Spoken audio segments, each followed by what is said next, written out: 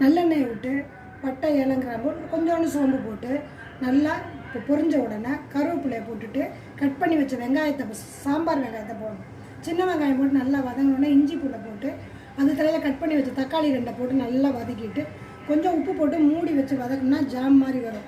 இதுக்கிடையில் நாட்டுக்கோழியை நல்லா கழுவிட்டு தோல் உரிச்ச நாட்டுக்கோழியை கழுவி நல்லா அது மேலே போட்டுட்டு உப்பு மஞ்சத்தூள் போட்டு நல்லா பிரட்டிக்கிட்டே இருக்கணும். கீழேருந்து மேலே வெங்காயம் தக்காளி எல்லாமே பிரட்டுற மாதிரி பிரட்டிட்டு கொஞ்சம் அந்த கறியில் உள்ள தண்ணி இறங்கி நல்லா வரும். அது பார்க்கவே நல்லாயிருக்கும்.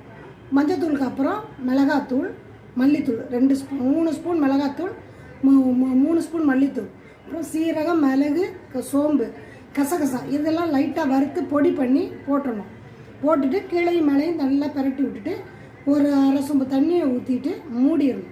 குக்கரில் வச்சு நாட்டுக்கோழிங்கிறதுனால 4 விசில் விடணும். 4 விசில் விட்டு